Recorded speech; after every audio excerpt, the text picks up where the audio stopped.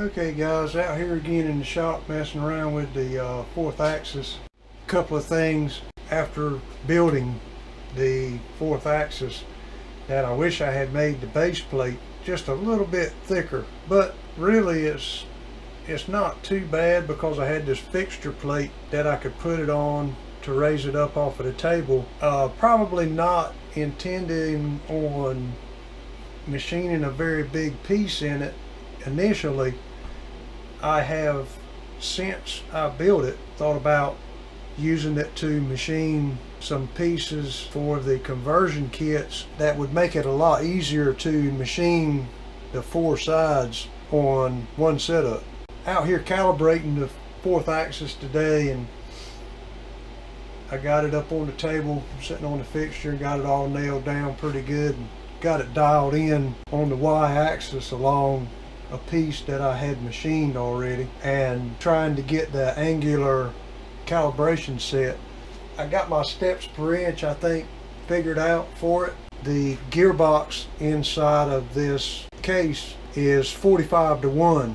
Doing all the math, I came up with 100 steps per inch. So set up my motor tuning page to correspond with that, and I've been checking it out for a while now, and it seems to be dialed in pretty good. This part is not truly concentric, I don't believe, which is not hard for that to happen. Probably when I machined this piece, when I squared it up, I probably squared it up more accurate than it was mill width. So when I squared it up on the length side, and in doing that I'm a few thousandths over on my squared dimension than on the factory mill dimension. With that taken into account, plus my poor old lathe, all the machining that I did on it, the chuck is only so accurate, so you're going to lose some concentricity there. But dial indicating the chuck out here on, as far as I can go out, is just beyond this. This is where you tighten it up. I guess it would be called a pinion gear that goes in here and turns the scroll. But anyway, just on the other side of this surface, in between that surface and where this jaw runs in and out of this T-slot here, just in between these two here is the surface I had to work with. So I can't go too far out here, so that'd be intermittent reading, and it probably would not be as accurate. I only came up with maybe 1/1000th out of concentricity on my chuck right here. Taking into account, I didn't figure I had done too bad there. Between turning it on the lathe and then taking it out of the chuck and then machining the bolt pattern in the piece on the mill, which I could probably dial that in if I really tried, because it's only off in one direction. In the other plane, it's dead on. It doesn't vary any on the other side. Now from here to this other side over here is about 1/1000th. So I could probably bump this thing around and get it within concentricity. So I'm not too concerned about how far it's out here. It's so close, I could probably just wiggle it around a little bit and get it dead on. But I didn't figure I'd done too bad just mounting everything up. This is only going to move so much though, because when I did machine it, this chuck mounted to this adapter plate very nicely. So the chuck is not going to move. The only thing I could do is take the chuck off and try to finagle this adapter plate just a little bit and try to dial it in that way. So it being only 1/1000th off, I don't think I'm going to worry about it. With this having to come off and then loosen this up, 6 screws to loosen this up, move it some direction, possibly whichever direction I can nail down, I could, move it that direction half the distance and try to center it up, tighten everything up, then reapply the chuck, taking in care that I put it back the same way, the same place, same position as far as rotation, because you're not going to move it. It's a good fit. Taking all that into account just for 1/1000th, I'm not too sure I'm gonna worry about it. Just throwing it together, I think it went together pretty decent. This part, however, is pretty far out because of the fact of the mil spec was not as accurate as what I made it. That being said, our indicator here shows us how far out each side is off of concentric, and it varies, and I'm sure there's some variation in the bore where I have it seated on the chuck. So your chuck is going to be out of concentricity a certain amount as well, so that's going to throw your part off in some manner as well. But you know, taking into account everything that's going on here, I think I'm not bad as far as machining something like, say, drilling a hole in the center of this part and then rotating it and then drilling another hole in this opposite side over here. I don't think it's going to affect it that greatly. You might be talking about 3 or 4 thousandths difference in the position of the surface as it goes around here. It may be lower, it may be higher, but you're only talking about 3 or 4 thousandths difference in the variation of the surfaces here. So just a real quick pass across this thing. I don't know how well you'll be able to see this indicator.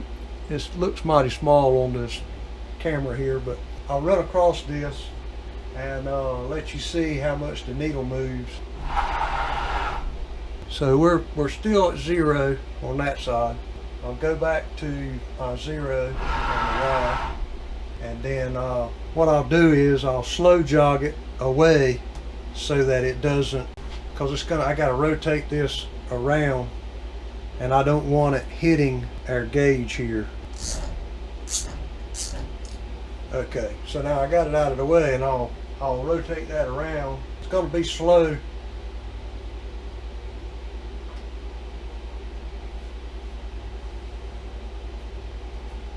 Right now I got it at 200 inches a minute, just like all the other axes. I had run into an issue while probing one day. I had the A axis on about 1,000 inches per minute, and I went to probe a part, and the machine went really fast, and then it stopped. What happened, the servo torqued out on whichever axis that it was trying to make that move. For the max travel, it had picked up the A axis setting, and I'm assuming it's because it was the highest setting for a rapid. That's why I had dropped everything back to match, all 3 axes to match, and I haven't had any other issues while probing. So I'm going to work that out and see if I can find out what I can do to isolate that rapid travel for probing, or to isolate the A axis. I may end up having to only have it active when I'm going to use it or something. I don't know.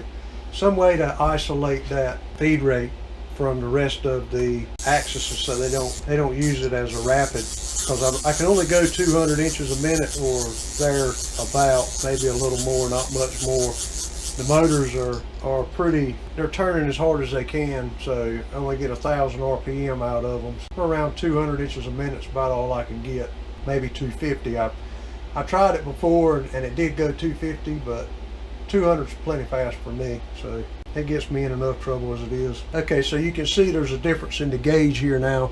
Before, the needle was over here on 0, so it's about this particular surface is about 6 thousandths lower. I think that's right, lower. No, higher. It's about 6 thousandths higher on this side. Parallelism is across there.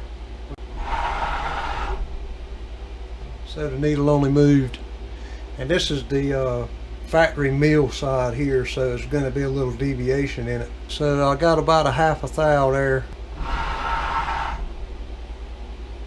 Yeah, it's about 1/1000th and a half across the entire surface there. At about halfway, you're looking at about 1/2 thou difference there. So it's not that much out, really. And there again, I'm not making rocket parts, so But on our rotation, we were pretty good there as well. See, before it was dead on. So, you know, whatever the out of square is here versus the flatness of this extruded side here, you know, it could vary a little bit. That would be throwing us off, you know, a little as well. So we're pretty decent, I think, for what we got going on here. I'll rotate the A around a little more. We'll go another 90 degrees and we'll see where we end up on that. This will be another milled side. This was a factory side, and this was the mill side the first time. This is the third time. This will be 180 degrees, so that would be another machine milled part here, or surface here. Now we're sitting about 7 thousandths higher on that side, so a lot of this is coming from this bore here on the inside. So whatever amount that is out of concentricity is how much it's throwing these surfaces off here, plus the concentricity of the jaws with the outside, depending on, you know, there's a little bit of inaccuracy in the way the jaws close and open as well due to the machining of the scroll. So we'll check it for parallelism across there and see how far it moves off of this mark right here. Okay, so that's about 1/1000 thousandths again. We're doing real well on our advancement of the degrees